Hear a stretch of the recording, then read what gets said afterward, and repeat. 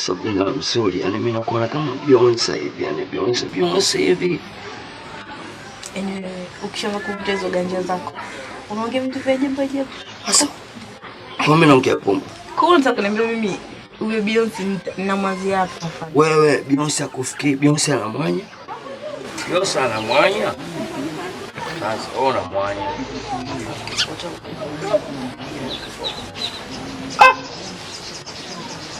Ana mwanya. Utaratibu gani? Sabrina. Huu ni utaratibu gani?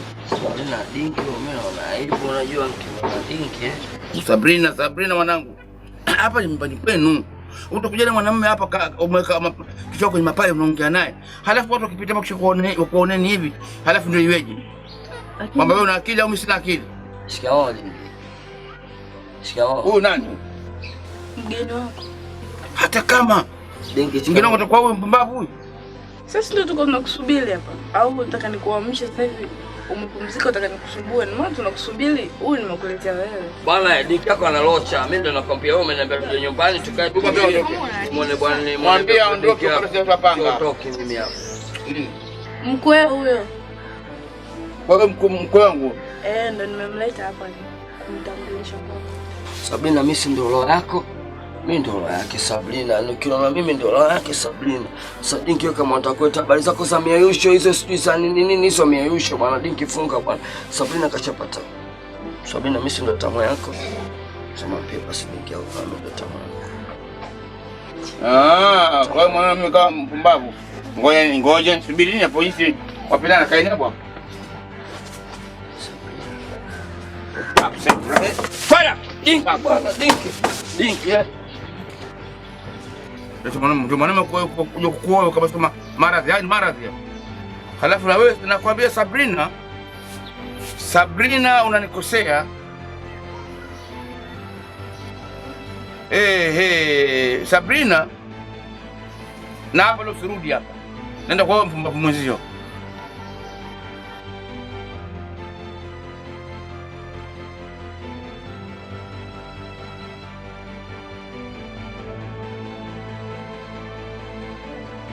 Nimekuita mimi ndio mzazi wa Sabrina. Naona wewe una mahusiano na binti yangu Sabrina. Mwanangu anasoma na anamalizia na mategemeo yetu sisi ni kufanya mtoto amalize university apate kazi nzuri aweze kujisaidia katika maisha yake. Wewe unampenda binti yangu na binti yangu naye akakupenda wewe, asikie aone. Sasa ili na nafsi yangu mfurahi kwamba mwanangu apata mume, nataka nikuulize swali dogo tu mwanangu. Wewe maisha unamiliki kitu gani? Labda una magari, una nyumba nzuri, una shamba, una labda maboti hivi au una kampuni unafanya kazi? Mzee sikiza nikwambie kitu kimoja. Mzee unajua kama ungekuwa wewe bwana yani ungekuwa wewe fresh yani. Jana ungekuwa unatakiwa uniulize kwa hayo mambo, lakini wewe umekuwa kishandu. Jana umeniletea habari za kishandu, mimi nikaona fresh mambo nikacheza pande yangu. Kwa leo umeniita unidadisizo mambo. Waenda kudadisizo mambo na dadisizo mambo vipi? Wewe jana umesanuka ukasema kwamba mimi nicheze pande yangu, mimi nimecheza pande yangu. Nimekuja kusikiliza kwamba zile habari mimi nishafunika nini kawa. Mimi funika kawa. Kwa hiyo hizo habari unazoniletea kama unaliwaindi mambo. Unataka kujua mimi hapa sijui namiliki nini? Mimi namiliki kacha hizi hapa unazoziona kacha hizi hapa. Hivi unaponiona sijui hizi madini hapa mimi ndo namiliki. Baba geto nilichokibakisha tu Lizla. Hicho ndo mbakisha geto Lizla mimi ndo namiliki. Yaani mwamba wakati namiliki Lizla. Lizla ndo madini gani? Ni ruby au labda hapo almasi? Lizla. Lizla wamba wote ambao unawajua duniani yani wakina Tupaki, wakina Bobu, yani wamba walikuwa wako duniani ambao wamba wewe unajua wamba alikuwa wamba wakati. Bob Marley unamjua? Bob Marley alikuwa na nywele paka huku yani mkia wa farasi. Yule mwamba ndo alikuwa anamiliki Lizla. Lizla ni kitu fulani hivi amazing. Unajua amazing? Yule sijui ndo Obama yule ana time sometime anakuluma, unajua mwamba anakuluma. You know what the people of America, I want to introduce the thing. bila kupata iko kitu hajanyongewa na kwenye lisla hawezi kukuluma vile. Samse wewe ni maseke, alafu maseke yako ushasanda. Mimi lisla kama unataka kujua lisla Nchogeto ndio inamsababisha Obama, Osama na Bomare wanakuepo kwamba wakati Nchogeto utaiona hiyo kitu. Hebu acha tukubali. Nchogeto kaona lisla manake nini? Lisla nakwambia kama utaki fresh. Unaweza baadaye kutoka. Sana mwanangu kupata hasara, hii hasara. Mume wapi? Unajua sijakuelewa. Unaongea lakini sijakuelewa bado. Manu unamaanisha nini? Nakuuliza wewe, kicho kufanya utoe miguu yako hapa, uende kwa mzee wangu afu kuongea maneno ya umbea. Hivi nini unataka wewe? Kwani katika niliongea kuna la uongo? Sasa sikiliza. Iwe la uongo, iwe la kweli. Nachotaka nini? Achana na mimi. Unaonaje huo muda ambao unatoka hapo ukaenda kwa mzee wangu, ukachukua kiwembe, afu kaanza kukongoa hizo ndevu zako, ukawa safi Wewe mtoto wewe una heshima Wewe maneno yako kuniambia mimi? Wewe Sabrina unazaliwa na kuona nini wewe? Yaani unajua na mpumbavu mkubwa wewe. Tulia kwanza. Maana usijifanye mimi ndo nimekufuata. Upo wewe. Afu mimi ndo nasila na wewe. Afu nakumaindi ile ndinda yani wewe mwenyewe uelewi. Sasa nakwambia hivi kitu hichi kimoja. Achana na mimi. Na kama unabisha nitakachokufanya. Wewe usinipangie sheria mimi. Wewe usinipangie. Wewe. Wewe Sabrina wewe umezaliwa mimi nakuona wewe. Wewe mwenyewe unaniona kinyama kama usobotu wewe. Wewe. Wewe kama unamdharau yule babako, sio unidharau mimi. Sabrina wewe unamtisha nani wewe? Mimi nakuchana unapenda kutisha. Sasa sikiza nikwambie. Wewe unifanyia nini mimi? Ndio hivi. Wewe unifanyia nini? Sasa endelea. Hizo ndevu zako hizo nitazinyofua moja moja. Nitaika nyeupe huku, nyeusi huku. Unasa vibao. Mpumbavu wewe. Tenganisha nyeupe na nyeusi. Wewe unaweza kundisha mimi wewe? Pumbavu mkubwa wewe. Pumbavu mwenyewe. Wewe unifanyia lolote mimi? Barida. Wewe ushukuru babako rafiki yangu mimi. Mjinga wewe.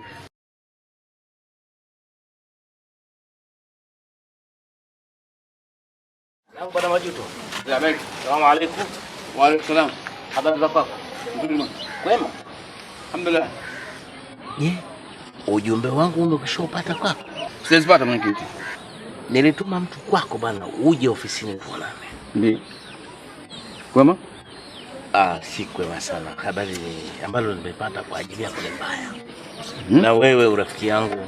Bora tumekutana hapa. Basi tuyamaliza hapa. Bwana, habari ambazo nataka kukuelezea zilizo mbaya ni kuhusu yule mtoto wako mweupe mwembamba hivi. Unasema chuo? Sabrina. Ndio, Sabrina. Bwana, Sabrina ana tabia mbaya. Ya kwanza, Sabrina anafuta bangi. Sabrina anakunywa pombe. Sabrina anabuya unga. Sabrina hana maskani ya wanawake wenziwe. Sabrina anachukua wanaume za watu. Hilo ndio kubwa. Yameisha. Sasa ni hivi mwenyekiti. Naam. La kwanza mlevi Sabrina hanywi pombe kwa sababu anakaa nyumbani kwangu. Na mimi naona salawati atakapona pale ningekuza. Sabrina bwana sio anapiga bangi. Usijamkamata. Cha tatu Sabrina sifahamu anabuya unga. Yule hana pesa kula unga atakapokuwa na pesa. La nne hili laume za watu hili. Mwanangu bwana mimi mdogo. Naweza nikasema bikra. Hajaguswa na nategemea mwanangu aongere katika harusi yake hapo atakapochagua kuolewa. Mimi nitakaposema mwanangu aolewe. Maana mwanangu bado anasoma. Hama mtamtangazia mambo mazito vipi jamani? Kama mwanao ni bikra unavyoona ni kwako wewe. Sio huko wazunguki yako. Kwa sababu mtoto anapoanza tabia mbaya haianzi kwao. Babake hataona, mamake hataona, familia yake haitaona, na wale anaokaa nao mle nyumbani hawataona. Ila huko nje huko. Sasa una maana mimi huniamini kama kuamini sana wewe. Mimi ni mjumbe. Na kisha wewe watu wanakuheshimu sana, ndio maana hizi habari hazikuvuja. Na mimi sikutaka nije mahali popote pale. Ela tukutane mimi na wewe ofisini kwangu. Naam.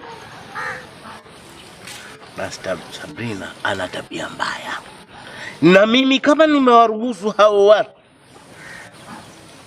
kufanya hivyo walivyokuwa wanataka, Sabrina ungemwona ana ngeu. Bahati nzuri tumekutana hapa, ndio nakupa mzigo wako huo bwana. Sawa. Kama mzigo wa kulemea ni wewe mwenyewe au kulemei ni wewe. Watu bwana wana fitna. Watu wanamwonea wanangu gere. Watu hapa kama mdudu sikio. Wamwandama mtoto na maneno kila siku, Sabrina, Sabrina. Sasa kuna nini? Ndio maana tuna maneno. Sasa mimi nasema hivi, haya nafanya ninachotaka, mimi sitaki mambo mimi. Bana Majuto. Naam. Haya bwana. Mwanangu sasa hivi imefikia kileleni. Umeharibikia vibaya sana tena. Zimekuja habari hapa kutoka kwa mjumbe. Kaja mjumbe hapa sawa, tabia unafanya sizo. Maana kwa vuta sigara ngani kama kilevi cha kawaida. Bangi. Mtaani mwanangu, bangi unakuta mtaani. Kada mnasi uogopi kwa sababu mzima Majuto.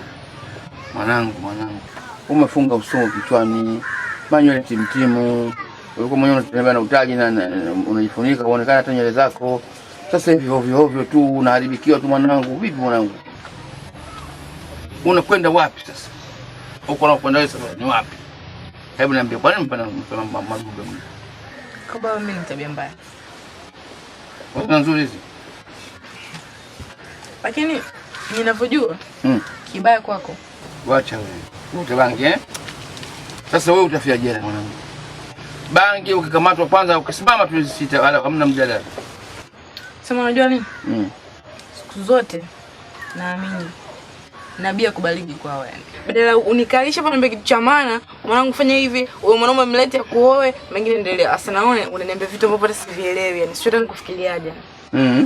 Kwa sababu wewe leo mzee wangu au watu wengine wanakuja kukwambia maneno machafu, wanipa kazi ya mimi, wewe ndio ungewatimua.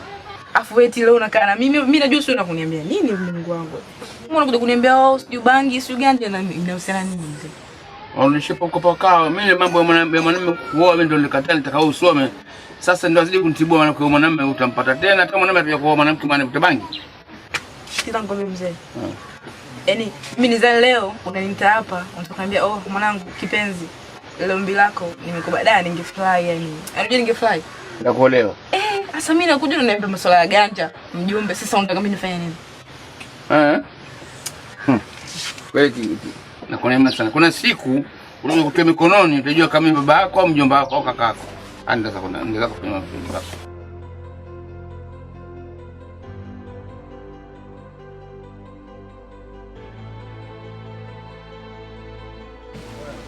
Bwana Muogo,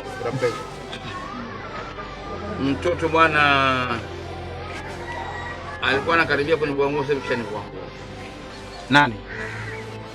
Sabrina huyo. Kipenzi chako mwenyewe, wa roho yako unayempenda Kawa na tabia ambazo zinatisha. Sabrina avuta sigara, Sabrina avuta bangi, Sabrina abuya unga, Sabrina huyo kwa makundi ya wanaume ndio mwenye yake yeye, akavaa suruali zake pale.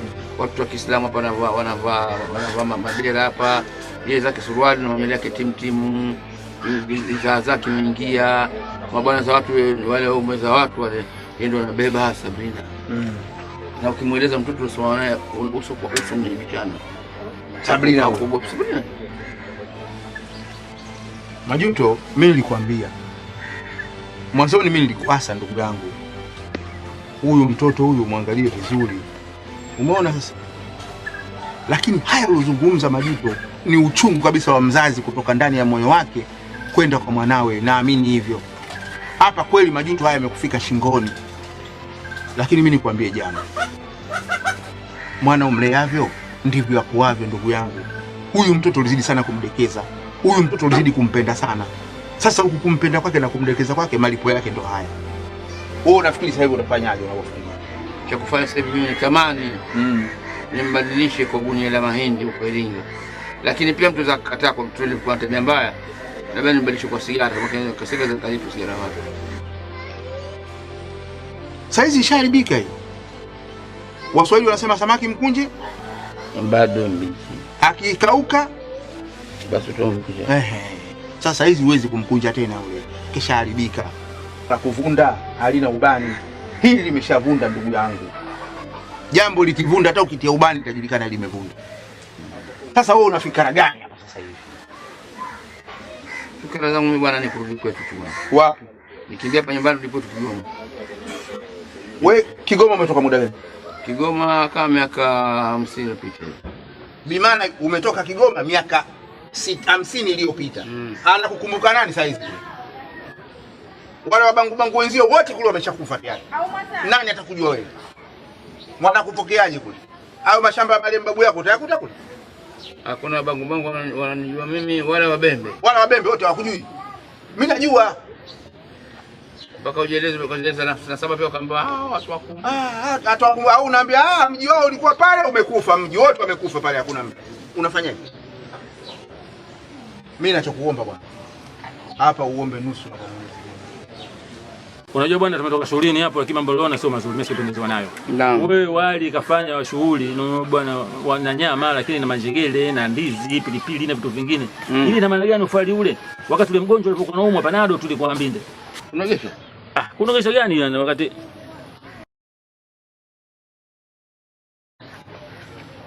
Sabrina?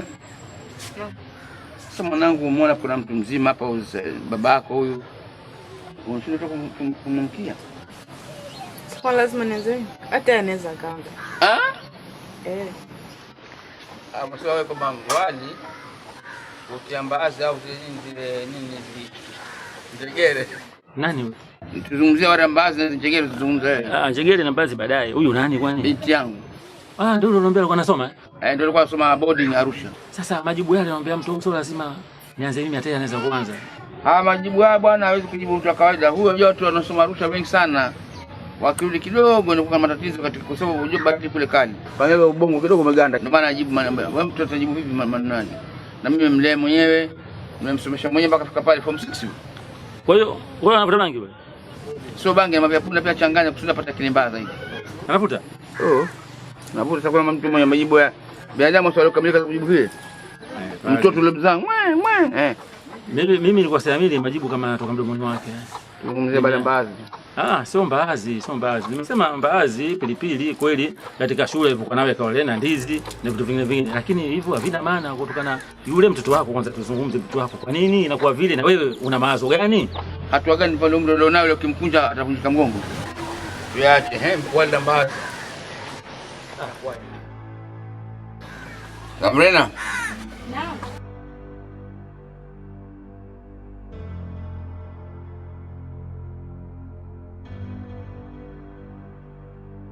Unapita kama unioni ama ni hivyo na unaumwa, unapita unaingia ndani utakuniangalia, huyu baba amelala vipi, baba anajisikia vipi, mwanangu utaratibu gani au kuniona kwa sasa mzee?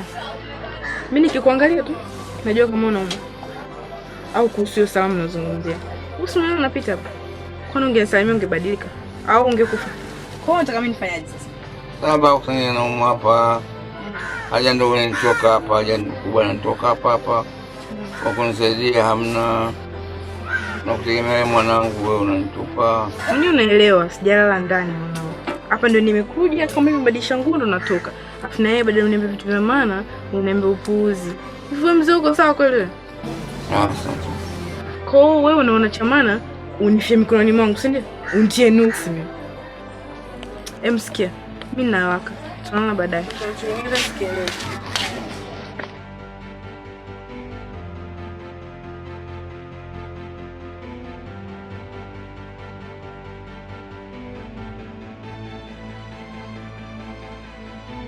Hali mbaya sana bwana Chiwaga. Bwana Chiwaga wale kuzaa sio kupata. Watu wangu mko kwa kiumo. Tunapita hapa hapa kujibu maneno atakaye. Sasa mimi nakwambia wewe kama rafiki yangu ama unazungumza. Sio mimi kwamba nipungue akili zangu kusimama. Sasa wakati wote nikifika faraja kwa mauti, nyumba hii asirisi mtoto yote. Nyumba hii iwe wakfu mali ya msikiti. Hayuzi na halisi mtoto yote. Mtumie na msikiti mpaka pa kukanyia. Mimi bwana nimekusikia, lakini sasa kwa maana hiyo unayosema watoto wako hawana chochote katika nyumba hii. Hawana hata kumchukua chai Na bakuli tukua lakini nyumba sio. Sasa rafiki yangu Majuto, wewe unaamua hivyo. Katika ndugu zako wengine sasa. Unaona wajomba zao, shangazi zao, baba zao wadogo. Wewe uone kama jambo hili kidogo linaweza likaletea utata. Mimi nina ndugu kama sina ndugu, hakuna nini. Anatembelea mchana wala jioni. Tunajua siku hizi. Wakati huo mtu ndugu zake na watoto wake na watoto kama kutupa basi ndio kuna ndugu kabisa. Lakini mimi historia yangu imetokea mbali sana. Nimetokea Kongo. DRC Kongo. Babu yangu wakati huo akiwa na babangu akiwa ni mdogo sana. Wakakaa miaka 3 hivi. Wakakaa wapi? Wakakaa pale Kigoma mjini. Baada ya kuwa vita vimekuwa vimezidi kupeleka Belgiji, wakaona pale pia wahame. Kuna miaka yao wakati Mjerumani hapa anatawala. Inaitwa Dutch German East Africa. Au Dutch East Africa. Wakakimbia wakajaza Utanga wakakaa pale Mweza. Kuna kijiji kinaitwa Ubembe ndogo. Wamekaa pale mpaka kupatikana na mauti babu yangu. Lakini marehemu bibi akamchukua babangu akaanza kuishi naye kumlea. Ndio. Elewa? Nakuelewa sana, nakusikia. Wakamlea pale mzee wangu yule mpaka akampona akaenda vitani ikakuwa pili. Ya dunia. Alirudi sasa. Baada kumwona mama. Kwa mimi. Bwana akafa. Na maana akafa. Na maana akafa. Sisi tulikimbilia mjini Tanga. Tuko tunakaa barabara tatu. Ndio. Mama na kashe mkuu. Alikuwa na kashe mkuu amenunua hapa. Ndio. Nasikia bwana? Nasikia vizuri. Pale kwa nyumba yetu pale tukakaa mpaka babu yangu mzee mama akafa. Basi nyumba ikauzwa tukahamia Msambweni. Tumekaa Msambweni kwa kufikia korona. Mimi fanya sana kazi JWTC.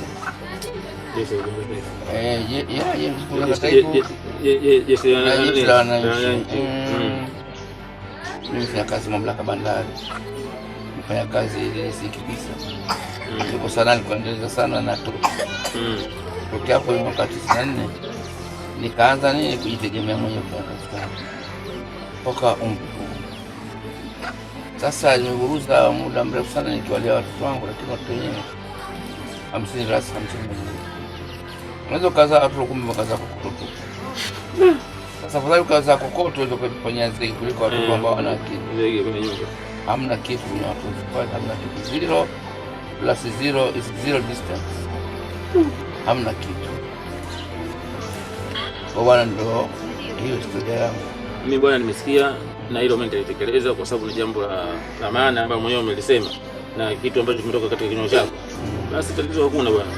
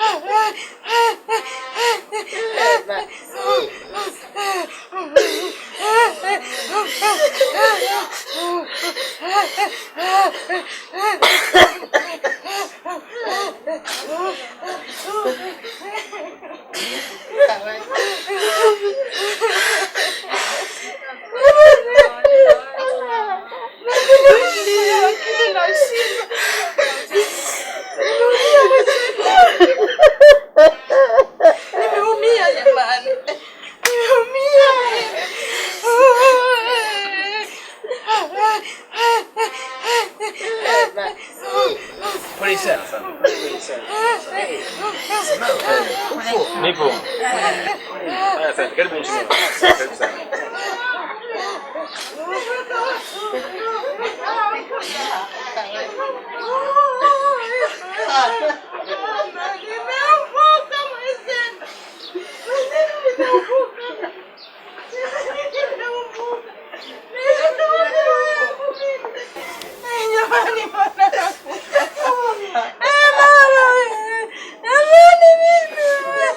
Mheshimiwa ndo majirani.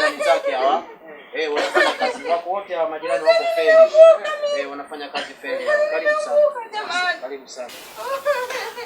Hata hivyo tunashukuru sana kusema kweli. Tunashukuru sana umetujali watu kama sisi, unasikia tatizo kama leo tunatukimbilia. Tunafarijika sana. Basi kwa hiyo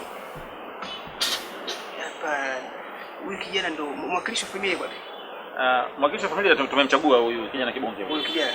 Huyu si msanii? Msanii, lakini kwa kweli ndio anaongea sana, hao wengine na bwana sisi wengine ambao sisi tuna nini hatuwezi kuhimili kuongea na watu. Huyu kwa niaba yetu ndo kweli barikiwa. Wewe bwana upo? Mimi nipo.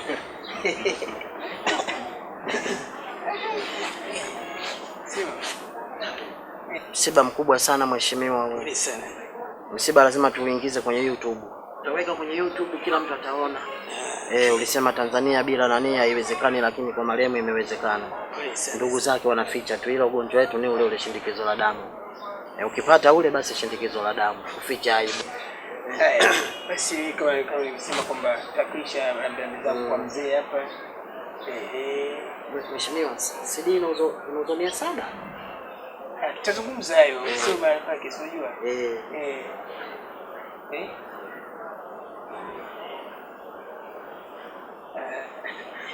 Bwana. Sema ndio. Basi bwana mimi naomba niwaache sababu naenda kuendelea majukumu mengine. Kwa hiyo sawa mheshimiwa. Pole sana nafikiri tutaonana hapa. Sawa mheshimiwa, sisi tunashukuru sana. Asante sana. Tunashukuru sana.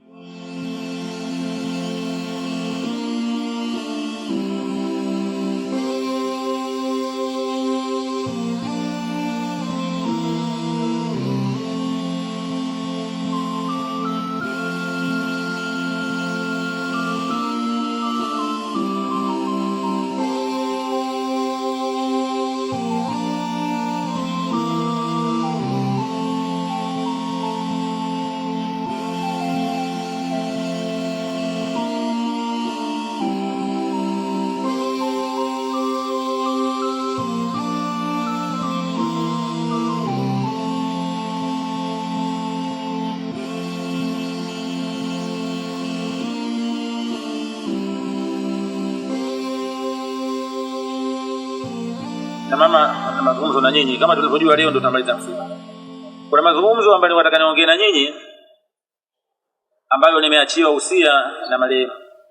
Lakini bahati mbaya mpaka leo hii mtoto wake marehemu hayupo. Baba yake hajamzika na hatujui lini atarudi. Kwa hiyo siku tunataradadi hatuwezi tukakaa tukamsubiria. Hivyo basi mimi nafikiri leo tutawanyike, ila kwa kuwa nyinyi ndio majirani hapa. Kwa hiyo akitokea Sabrina milango kwa sababu tutafunga hapa, mwambieni aje nyumbani kwangu nimuelezee yale babake ambayo ameniachia. Maneno hayo nakwambia nyinyi na uko mbele kwa wanaume nimewambia hivyo hivyo. Sawa jamani? Vyombo vyote tumevimaliza. Kuosha pengine kurudisha kwa watu na vitu vingine. Si ndivyo jamani? Basi mimi mlango nitafunga. Na nyinyi wengi wenu hapo kwa watu na mashughuli zenu. Kwa hiyo tuweze tukakaa tusikie.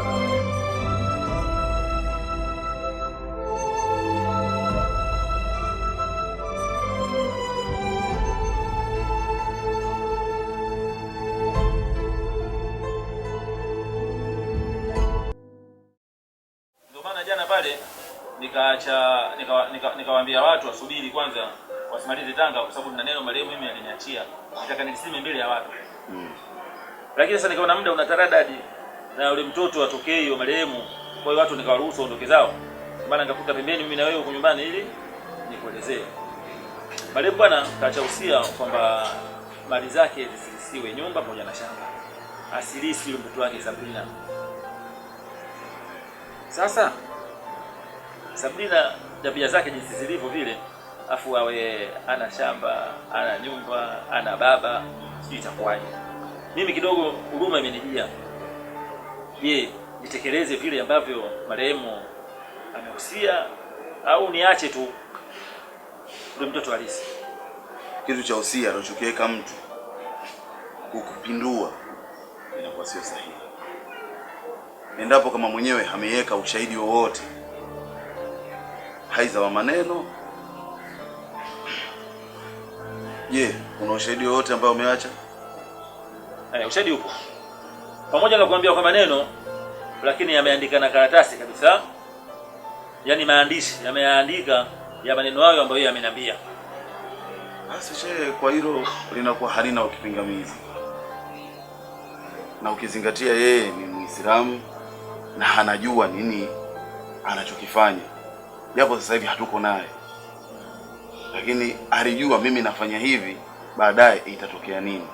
Basi sawa, maki huruma yangu mimi sio mtoto wangu yule bwana Majuto na mtoto wa Majuto, mali ya Majuto na mtoto wake ndio ambaye atakapata hayo Majuto. Naona kwa maana hiyo basi mimi nafikiri mmenitekeleze vile ambavyo yeye mwenyewe amesema. Na kama unavyosema, mali ya bwana Majuto, mtoto bwana Majuto na mtoto na usia wa Majuto, na mtoto labda hatapata Majuto, lakini hujui wewe marehemu huko aendako amefikiria nini. Pengine angepata Majuto zaidi hayo. Na kweli kwa tabia zile mtoto pale nyumba wangeifanya dangulo tu. Ingefanya dangulo, mambo yote ovyo ovyo angefanyika pale. Basi bwana, sawa bwana, mimi ndio wewe tu ambaye alikuwa ananitatiza. Karibu sana bwana. Labda nguzi kitu moja niulize. Wewe una imekusukuma kutaka kumposa Sabrina kwa matamanio yako ya nafsi tu ndio imekusukuma hivyo? Au unataka kumwoa Sabrina kwa sababu umemwona wewe hahe sala wala bala wala ana mbele wala nyuma, kwa hiyo unataka kumsaidia? Au kitu gani kilichokufanya wewe utake kumwoa Sabrina? Kiukweli mzee wangu, mimi ni Sabrina nimempenda kama alivyo. Sijampenda kwa uzoefu wake ama tabia yake ambayo nimependa yeye. Labda nikwambie kitu kimoja tu kwamba mimi bwana si babake wa kwanza. Hilo nao unalijua. Unajua kwa babake afariki. Mimi nakaa naye hapa kimsaada tu kumsaidia yule mtoto. Na baba yake mimi hajanipa idhini ya kumwozesha yule mtoto. Kwa hiyo hilo jambo hilo liko nje ya uwezo wangu. Sio nataka kumuoa au makajitaki mbele ukuozesha, alafu likakupata la kukupata ukaja kunuzisha na mimi na bwana nikajiingiza katika jaga moyo ambalo usinihusu. Mimi bwana sitaki. Yaani mzangu, swala la baba yake mimi nafahamu kabisa.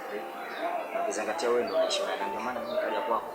Naomba unisaidie katika hili. Sasa wewe ikuka naye mimi usake kunifanya mimi bwana nijute ile kukaa naye. Mimi na yule mtoto namjua vizuri. Kama wewe unamjua mimi namjua zaidi. Sasa hiyo masuala ya kutaka kumwoa Sabrina, fanya vyovyote vile ambavyo mwenyewe unapoona. Mimi sijaachiwa masuala ya kumwozesha yule mtoto. Nilioachiwa mimi nishatekeleza. Sitaki ushahidi mimi. Sitaki lawama. Sitaki kuingizwa katika matatizo. Jembe langu kwa sababu alijana. Wewe hebu acha kwa kupumba. Mimi siwezi kuwa na jembe kama wewe. Nishakukataa. Yaani wewe mwanangu mimi nakukataa ni kupe. Wewe huwezi kunifanyia mimi mambo yako kijinga kwa ajili ya. Kuna nini? Wewe mzee huyu hapa nimempa hela yangu akanichukulia ganja afu na jambo kijinga. Haifanya nikimbie nimekuta naye hapa hivi anataka kimbie. Kwani umekimbia naye mtu? Sikiliza mzee, huyu bwana kanipa buku, unaona? Buku na nini? Buku ni maana 1000. Aliniambia nikamchukulie ganja. Sasa ngoja. Tatizo hakuna. Shika Sabrina. Haya. Mwache nenda kwa nyumbani. Mimi nishapewa hii hapa. Hii katoa mzee. Mimi nimekupa hela. Asa kwa nini nimpa mzee? Sikina kwa mimi nataka changu. Yaani wewe toa changu kabisa. Nini? Unasemaje? Unasemaje? Tushapewa mwanangu, mbona pesa ipo mwanangu? Hii katoa mzee utatoa wewe. Hebu wewe nenda. Afu mtu wa kiume ndio kuzingua bwedi unifanya muuni mwenyewe mchumba tu wewe. Wewe hebu nenda zako. Yale masuala yako ulishia wapi? Maana mara ya mwisho tuliagana kwamba wewe unafuatilia mwenyewe yale masuala. Ilikuwaje? Yaani mzee wangu nimejitahidi kadri ya uwezo wangu kufuatia Sabrina, lakini Sabrina anashindwa kunielewa. Yule eleweki. Mimi nimekwambia Sabrina unamjua vizuri wewe. Haeleweki yule. Mimi jana nimemkuta kampunja mwanamume, kampunja kulikoli, anamdai yake siku ya msuba. Unaona bwana? Ikabidi mimi nimlipie. Unaona? Kwa umemlipia bangi Sabrina? Sio bangi, msuba. Bangi. Yaani unaposikia msuba maana yake ni bangi. Msuba ndo bangi. Ina maana mimi nimelipa hela ya bangi. Umemlipia bangi Sabrina. Yaani unaposikia msuba, neno msuba maana yake ni bangi. Hapo ndo matatizo kweli yani. Mimi nalipa la bangi jamani, mimi wapi na wapi? Mimi sijajua, mimi kaniambia msuba nikajua madini fulani tu hivi ambayo wenyewe wamezulumiana. Yaani mzee wangu unaposikia msuba ni bangi. Na hiyo bangi na madini kibao tu. Ila mzee wangu ni kitu kimoja. Yaani kama utanisaidia Sabrina nikamuoa kama mke wangu, mimi Sabrina atakuwa. Hilo mimi siwezi ngajiingiza bwana katika masuala hayo. Yule pale nimekwambia eleweki. Yule anaweza hata kukuchinja yule pale ikaonekana mimi ndo sababu anasababisha wewe uchinjwe. Niona bwana. Mimi nimelipa hela nani ya msuba, mimi najua msuba kumbe banki. Yaani mimi nalipa la banki, mimi kwanza nimeshanusi bwana. Habari hizo Sabrina sasa kunambia kabisa bwana. Hapa nilipo mimi kilangu chafurugika. Mimi nalipa banki mimi.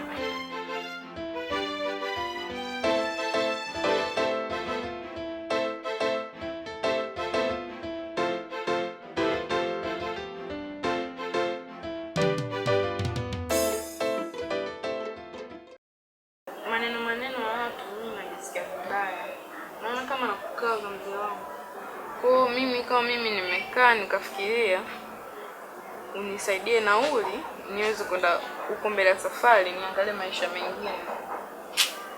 Mbele ya safari wapi sasa? Kijiji kingine au kwenye jiji au wapi ndio mbele ya safari? Nikamwambia mjini Dar es Salaam. Kwenda Dar.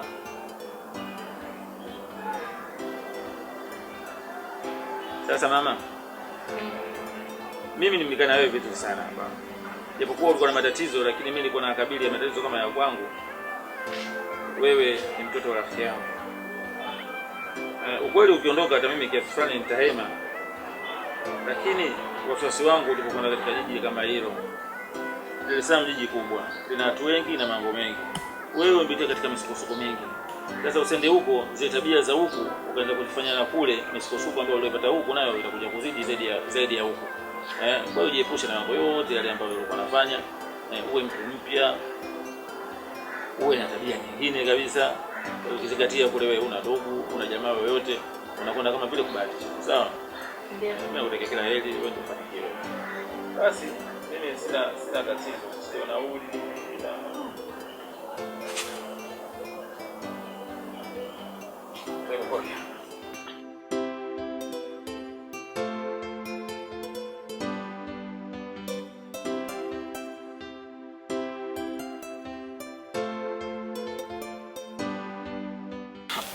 Mimi nipata hii hapa hii. Ndio. Mimi nakutakia kila heri wewe ufanikiwe. Sawa, basi mimi ninakuja ndani. Haya, kaja ndani.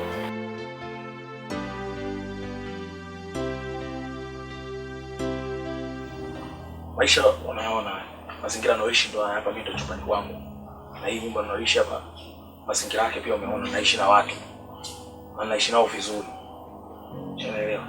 Kwa hiyo na wewe jisikie kama upo nyumbani, kama ulipokuwa kwenu kijijini ulikuwa unajisikia ulikuwa unajiona comfort hapo kule kwenu, basi na hapa kuwa hivyo hivyo. Unaelewa?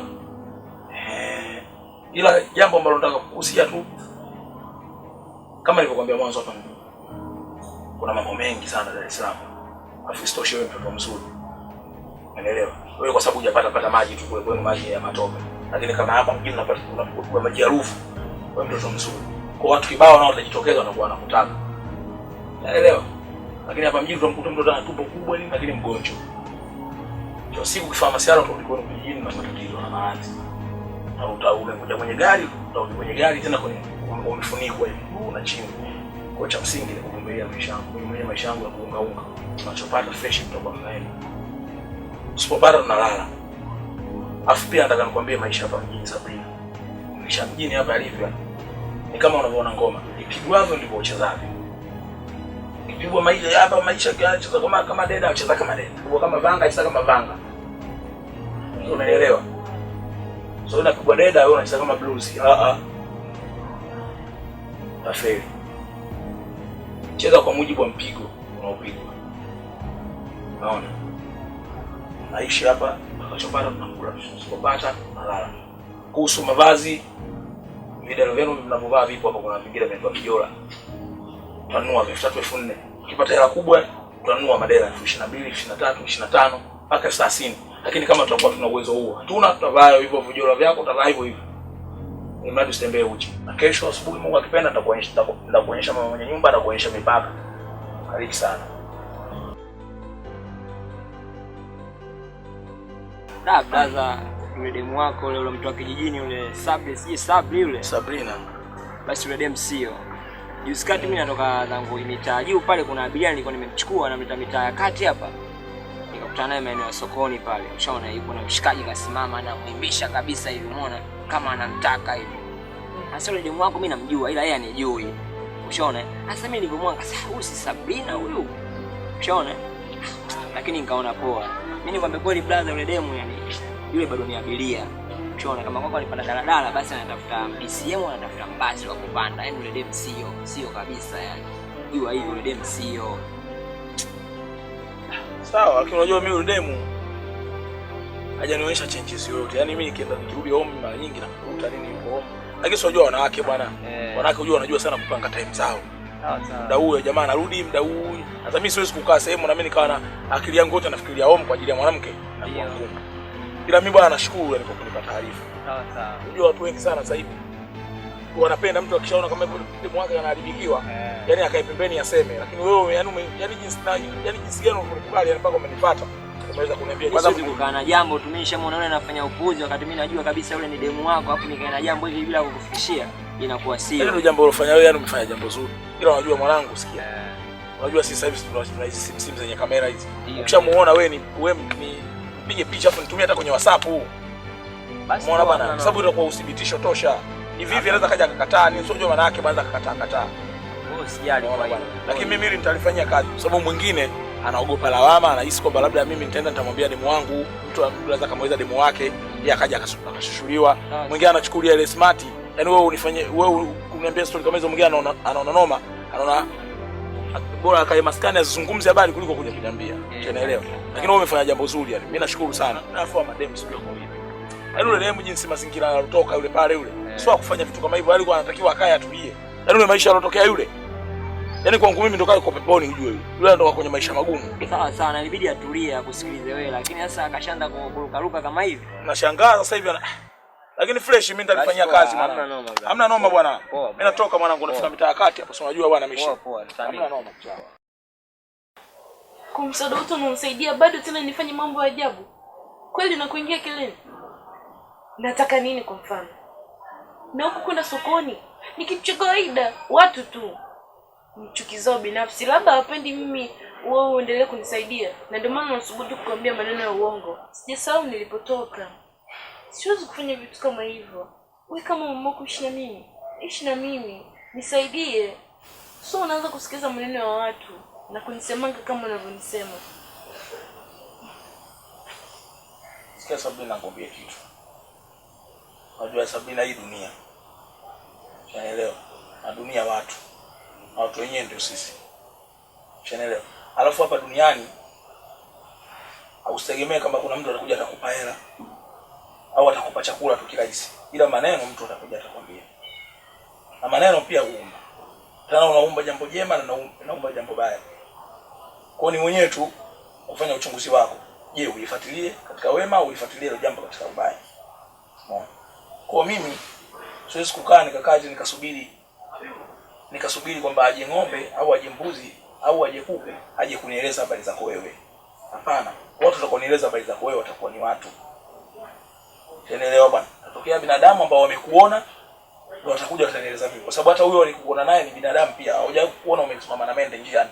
Unasimama na mtu ndio anaona na mtu ndio atakuja ataniletea mimi taarifa. Kwa mimi lazima nizisikilize. Na lazima nisiniume. Ingawa najaribu kufanya uchunguzi. Lakini hata nikitazama mwenendo kwa kiasi kidogo naona kama kuna utofauti. Na kama unakumbuka mara ya kwanza unafika tu hapa. Alikwambia Sabina hapa mjini. Unaelewa? Nilikupa mikakati yote. Hapa ni mjini, hapa ni ndo Dar es Salaam. Dar es Salaam kuna wajanja wa Morogoro, hapo Dar es Salaam kuna wajanja wa Mwanza, kuna wajanja wa Arusha, kuna wajanja wa mkoa yote unapoona. Yaani takataka zote za wajanja, hili ndo dustbin lao. Na ukitaka kuamini hilo, wamevifanya vitu wamevigeuza ili watu ibadi turubunike. Yaani wao kama hasa nyinyi watu wa kike. Yaani mnatengenezwa mazingira ya maneno ili mpate kuingia mkenge. Umeona? Mfano zamani tulikuwa tushazoea glossary. Lakini leo glossary inaitwa pub. Umeona? Zamani guest house, sasa hivi wanaita lodge. Zamani saluni sasa hivi wameshabadilisha jina kwa barber shop. Lakini huduma za hizo sehemu ni zile zile. Ukienda huduma ndio unaoipata ndio ile ile. Lakini mradi tu watu wameamua kubadilisha majina. Sasa zamani guest ndio vile vile. Hiyo glossary sasa hivi kuitwa pub, lakini huduma ndio zile zile. Saluni kuitwa barber shop, huduma ni zile zile. Ila kwa sababu ya ugeni wa mji maneno yatakukolea, utakubali utaachana na mimi kwa ajili ya vitu hivi. Sasa basi, mimi nataka nikuwekee mpango mkakati. Maana bila kuishi kwa mpango mkakati hapa tutavunjia heshima. Mimi nakwambia sasa. Nataka sokoni niwe nakwenda mwenyewe. Sokoni naenda mwenyewe. Bombani kwenda kuchota maji. Nitakwenda mwenyewe, ingawa kule tunakutana na wake, ile unaweza kukutana na wake mshawishi. Na kwenda mwenyewe bombani. Yaani kila jambo ambalo linahusika wewe kufanya nitalifanya mwenyewe. Wewe utafanya vitu vya ndani, kupika, kuosha vyombo, maana kupika utapika uani, kuosha vyombo utaosha uani, kufua utafulia uani. Lakini sitakuruhusu utoke nje ya nyumba hii. Sitaki mambo yako ya kijinga. Mimi sipendi. Mimi ndo nimekwambia, mimi ndo stendi wako, mimi nitakutafutia na kuletea. Wewe utakaa hapa hadi hapa kama goalkeeper unasubiri mpira ulokufa udake. Lakini sio ukae wewe na uhangaike. Mimi nimekwambia. Yaani ukisema hivyo inaonyesha dhahiri kwamba unanisemanga. Mimi sikusimangi. Mimi nakueleza ukweli kwa sababu mimi nimeona. Maana hapa mimi niko kwako wewe. Sawa? Na labda nikwambie kitu kimoja. Huenda ikawa nimekuja kwako kwa ajili ya shida zangu. Lakini pia kuna hisia. Kwa usitumie nafasi hii kunifanya nijute. Yaani usinijutishe. Kwa sababu nadhani nimekueleza kila kitu. Usizungumze hivyo. Yaani ukizungumza shida, mimi mwenyewe nina shida vile vile. Ila labda shida zetu zimetofautiana majina. Wewe una shida za kijijini, mimi nina shida za mjini. Lakini wote tuna shida. Sijui umenielewa. Cha msingi ni kupeana mikakati tu. Umeona bwana, kitu gani unapenda na mimi kitu gani nakipenda. Kitu gani upendi na mimi kitu gani sipendi. Ili kila mtu asimkwaze mwenzie. Kwa mimi ni wajibu wangu kukwambia wewe. Lakini sio kama nakunyanyasa. Na kueleza kwa sababu mimi nakupenda. Umenielewa? Sasa mimi nikikuacha unakuja mambo unayofanya wakati mimi nakupenda, mimi nakuwa naumia. Sasa siwezi kuvumilia hilo. Umeona? Alafu wewe tatizo unajivika jola unyonge, yaani unajivika unyonge. Yaani heri ujivike maguo mengi mwilini au ujivike mirela, ujivike mabaibui, lakini kuliko kujivika unyonge. Msichana mmoja msikimu, mchapakazi. Kaona kwanza niende kwa mzee wangu. Nije kukupa taarifa kwamba mimi nataka nikuletee yule msichana msaidie kazi. Kwanza unaishi peke yako kwa nyumba hii. Hapo kama msimu. Kaona una muda mwingine tunakutana hapo nje, unatoka shati imejikunja, unasema labda ilingatwa na ng'ombe Afrika temu. Kwanza tukadisha hapa, unajua mwenyewe siku mpaka mchana. Nafanya shughuli zangu usiku na bado nyumbani naomba katibu. Na asubuhi lazima nende nikatafute pesa. Unajua kwa nini yake hapa kazi tu. Ndio. Sasa shida kwenda kazi ndio kitu.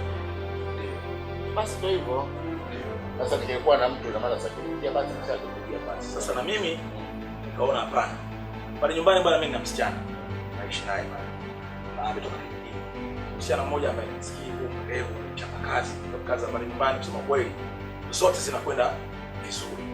Nikaona hapana, mimi huyu nimchukue nipeleke kwa mzee wangu pale akamsaidia kazi zangu. Kama kupika, kuosha vyombo, kufua, kunyoshia nguo. Bwana Kalawe isije kwa mtego. Au labda ikawa pengine maana unampe wazi wewe rafiki yangu kwa kweli. Isije ikawa labda pengine una ndani hili.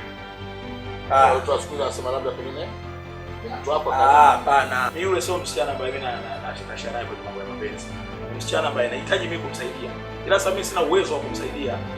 Umeona? Kwa hiyo nimeona aje kwako hapa chochote tutakachokuwa nampa na maana atakabiliana na changamoto za maisha. Na wewe mzee ulivyokuwa streka mimi nikuletee mtoto wangu mimi nikuletee. Ila ni kwa kitu kimoja kwamba uwezo mimi wa kumlipa mshahara kama mshahara sasa. Wewe kama unavyojua mshahara wangu wewe unasomesha kwa hela nyingi kabisa.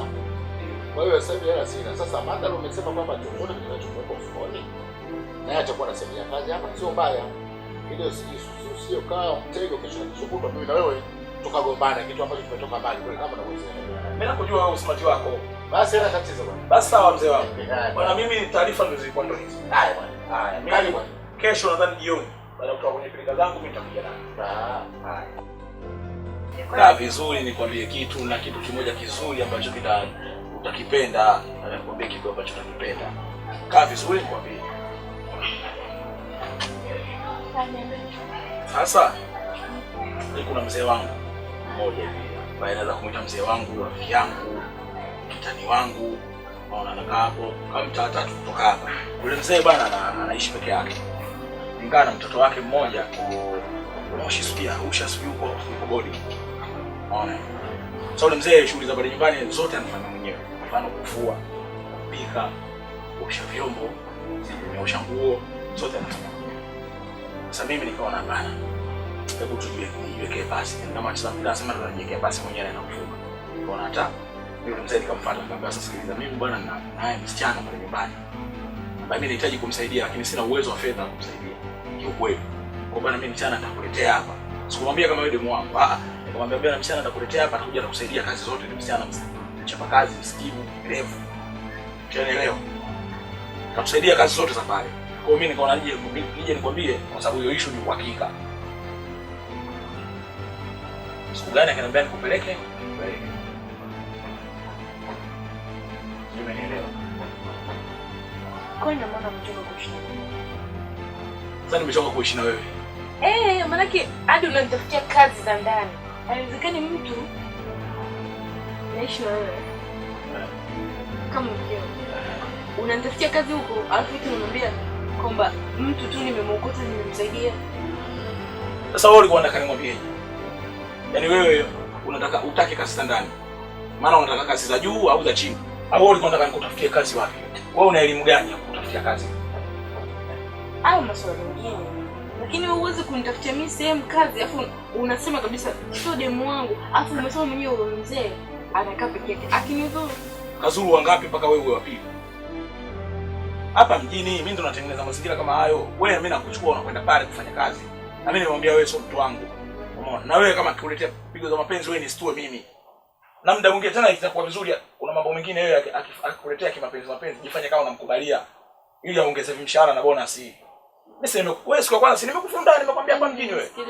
Hata mshahara ataongeza hapa mjini ataongeza. Sasa utaona wale atapata leo, atapata kesho.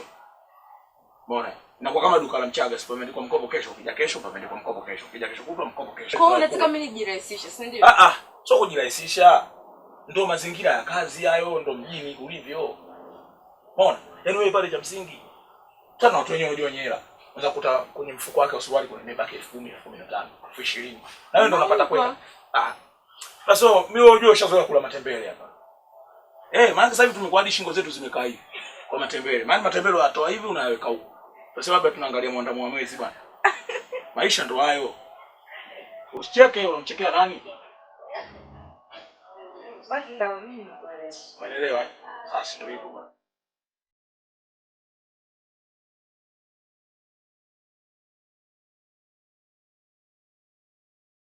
Ndio Sabrina. Sabrina. Unatoka mkoa gani? Tanga. Sawa. Kwa hiyo mimi nadhani kwamba mimi nimeshapokea. Lakini Kalawe alishakueleza mambo yote hapa. Nieleze. Ameshakuelezea. Ila sasa mimi nataka nikutahadharishe. Mimi nimekupokea kwa mikono miwili. Lakini kuna kitu kimoja nakutahadharisha mapema hicho sio kashangaa. Mimi na mwanangu na mtoto huyu mmoja. Anaitwa Siwatu.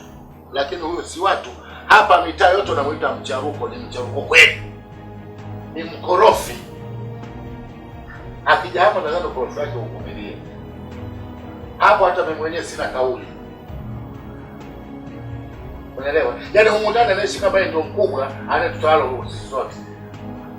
Sasa atakapokuja hapa atakufanyia visa vingi sana inabidi uvumilie. Maana ukitaka chohumuni sharti unani. Akianza kuongea usio kashangaa hata mimi mwenyewe nikanyoya, huwa nanyoya. Yaani yeye ndani ya nyumba ndo anatamba kama vile nyumba ya kwake, kila kitu ndani cha kwake na sisi sote katutawala. Hicho naomba. Ukitaka kutaka kuishi hapa, hicho kitu kivumilie ndio maana utaishi mapema. Sawa? Kwa hiyo ukiweza kumvumilia utaendelea kuishi. Umeelewa mwanangu? Kwa nadhani umenielewa. Sasa basi binti. Kama kweli alishakueleza yote ni hapa. Basi ingia ndani chumba hicho, ukishaingia hapo, chumba cha mkono kushoto ndio cha kwako. Unakuwa unaishi sawa? Mambo mengi nitakuelezea jikoni wapi. Lakini kabla hajaenda na mimi nipe angalizo. Unajua watu wanapoweka sio send off unavyosemaga. Bwana mwenye nani? Wosia kwa hawa. Kwa huyu bi harusi mtarajiwa. Ina maana wosia tayari umeshampa nyumbani kwa unakumbushia. Sasa kama umeshampa nyumbani basi. Basi binti nenda. Okay bwana, hao watoto wa kike nyumbani kule alikuwa anakula mlo mmoja, anakwenda chooni mara moja, alikuwa anakuja anakula na shiba na kwenda mara 3. Hapana, hata mara 10 anaruhusiwa. Kwa sababu isije kawa leo amekuja hapa basi hodi ya vivulana kila wakati ndani hapa mimi hicho kitu tutakurudishia mwenyewe. Huyu bwana ujanja huo. Huyu mtoto ujanja huo ana. Mtoto wenyewe kaja juzi mgeni tu huyu. Yaani kama angekuwa kuku na kamba mguuni. Kwa sababu ndo binadamu haina jinsi. Lakini mtoto mmoja mgeni hajazaa bado. Wala hajazaa. Nakwambia mtoto tu mdogo. Maungo tu. Wasichana vijijini siku hizi miaka 15 tu na mtoto. Yaani mtoto kazaa mtu mwenzie. Sawa. kujua kila kitu. Na naamini nitabadilika. Naomba unisamehe sana. Sikuwahi kujua kama umepitia makubwa na magumu kama haya. Na mimi nilikuwa nafanya hayo yote ili kutaka kujua tu ukweli. Na nilikuwa nafanya hivi, nilikuwa nikiwaza kwamba wewe ni hawara yake babangu. Toka nilipozika mamangu, kipindi nimetoka nimeelekea shule. Niliporudi kukukuta wewe hapa ndani, nilijua wewe ni hawara babangu. Ndio maana sikuweza kukupa heshima wala kukuheshimu. Lakini nashukuru pia kwa kufanya leo leo nimeujua ukweli. Swali. Usijali. Mimi nimekusikia. Lakini naamini msamaha wangu si kitu kwako. Nitabaki kwa msamaha. Muhimu mzee wako. Yule ndo babako. Yule ndo Mungu wako wa pili, babako. Kwa unapofanya vitu vya ajabu, anapochukia, naamini huwezi kufanikiwa. Unakumbuka yale maneno yalokutamkia. Ulipokuwa umeshauri. Lakini umemkaidi. Ukafanya vitu vya ajabu. Leo umeona kilichokukuta. Sidhani kama mzazi akinung'unika wewe utafanikiwa. Hata mimi sikupenda babangu afe bila kusikia neno lolote. Nilipenda niishi na mzazi wangu kama ndio naishi na babangu. Lakini ndio hivyo. Nilikuwa nimepotea. Na nilifanya yote kutaka kujua ukweli. Yuko kwa mamangu, wako wapi mzangu. Lakini nilishindwa. Niliona nikimjeulia babangu nitakuwa sababu mimi kujua ukweli. Kiko wapi? Leo nipo. Nashukuru tu baki. Simuoni baba. Hakuniambia neno lolote. Kafa bila kumuona. Sitaki nawe upotee kama mimi. Naomba kama umesema baba. Sema baba. Na mimi nitakusamehe. Hawezi. Niamini mimi. Siwezi. Unajua kwa nini ametamka yale maneno? Kwa sababu hakuna mzazi ambaye atapenda mtoto wake aliyemzaa mdharau. Hata mimi mwenyewe nisingependa. Lakini imeshatokea. Sio tunaona kama msamaha baba. Atakuelewa.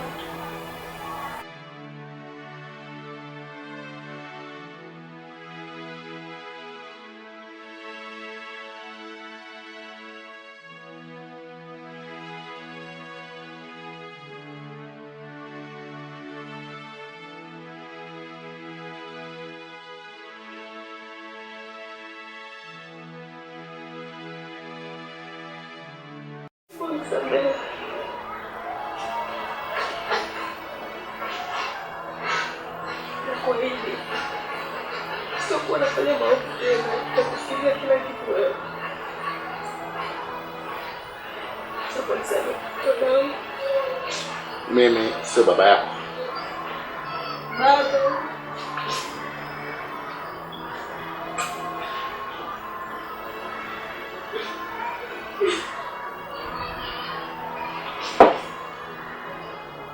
Siku zote nazi huwa shindana jiwe. Mzazi ni mzazi. Hata kama alikuwa na vilema vyote duniani anavyo yeye, lakini bado ni mzazi. Kwa bahati mbaya nzuri sasa nitasema. Mimi sina mtoto kama wewe na sijazaa. Unaelewa? Hapana. Light kama mimi ndio nilikuwa babako ungekuwa unanisikia yote tunasema.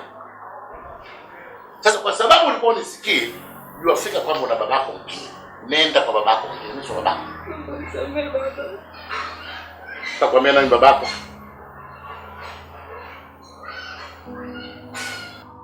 Na ndio maana vijana wa siku hizi nyinyi mnapotea.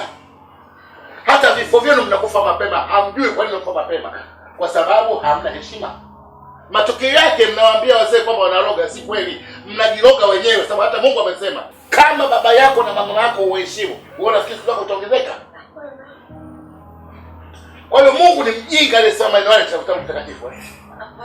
Wajanja ni nyinyi watu wa sasa. Sasa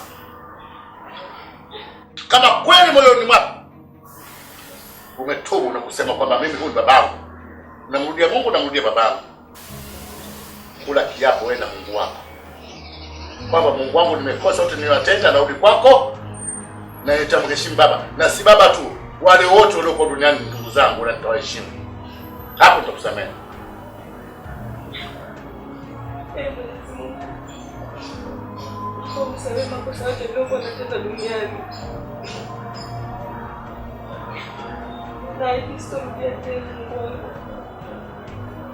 Na nitawaheshimu.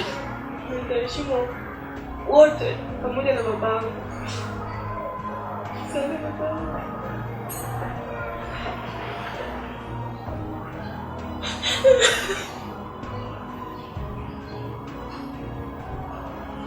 Kama kweli uliyoongea yametoka moyoni mwako, nami sina budi kukusamehe, na kwa sababu umemshahadia Mungu. Lakini mwanangu, kama ukija kurudia tena, ninadhani Mungu akuangalie sana. Nimekupokea kama mwanangu, na masuala kijinga yote yale yaache kama wewe mwenyewe, na ukipata mume uwe radhi kuolewa. Nakuahidi.